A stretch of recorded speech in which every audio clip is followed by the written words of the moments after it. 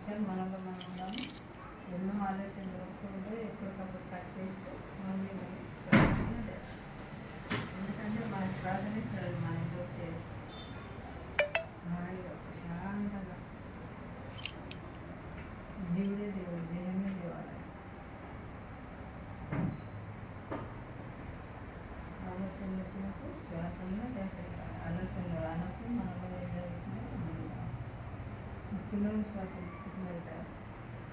చూడండి, ఆ దారి శ్వాస ఉంటే శివుడు, శ్వాస ఉంటే శివుడు. శ్వాసని కలుగుతాం. నోరు మూస్తే దానం, నోరు మూస్తే మౌనం.